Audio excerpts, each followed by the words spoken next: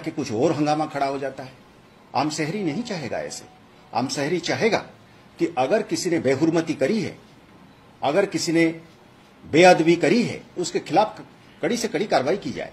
पर यह नहीं चाहेगा कि इसकी आड़ में कोई दूसरे लोग बैठ के जो है और सिलसिला शुरू कर दे और प्रोग्राम बना के उसको आगे ले जाए। इसी की बात हो रही है।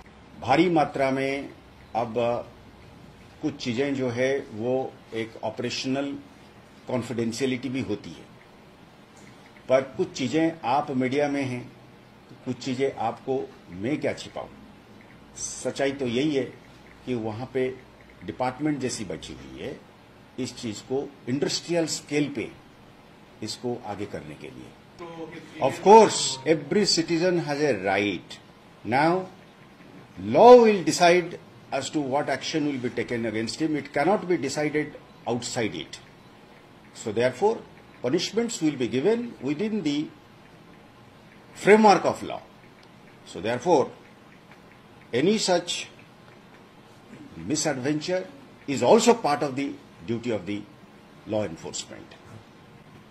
Will any action be initiated or any kind of warning be given to these political parties? It's not first time that's happened. All I can say is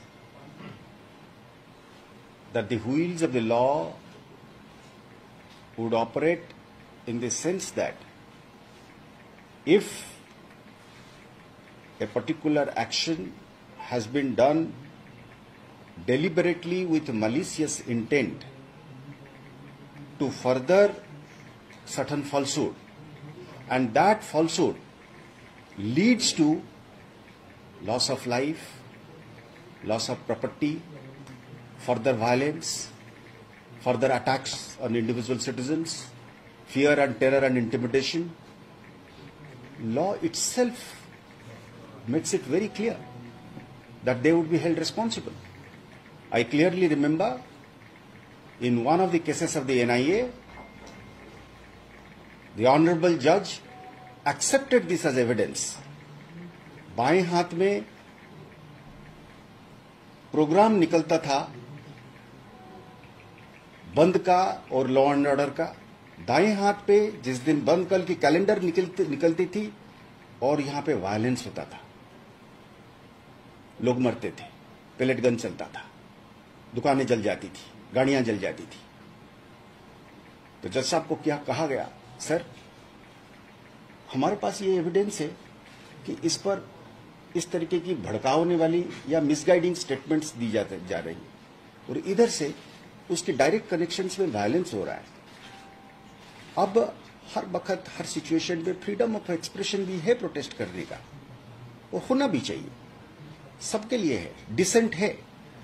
तो पर जब स्टेटमेंट्स हम देते हैं, खासकर पब्लिक फिगर्स होने के नाते, हमको ये देखना है कि ये वाली स्टेटमेंट, पहला चीज हमको देखना है कि इसमें सच्चाई है कि नहीं है, इसमें हकीकत है कि नहीं है।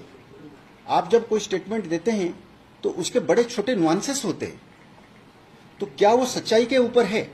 दूसरा, अगर सच्चाई पे भी है पर कोई स्टेटमेंट से अगर हम सिचुएशन को ज्यादा खराब करते हैं या उस सिचुएशन से वायलेंस बढ़ता है, वायलेंस के लिए गुंजाइश बनती है, वो भी जो है कानून ही कहता है कि रीजनेबल रिस्ट्रेंट, रीजनेबल रेस्ट्रिक्शन है।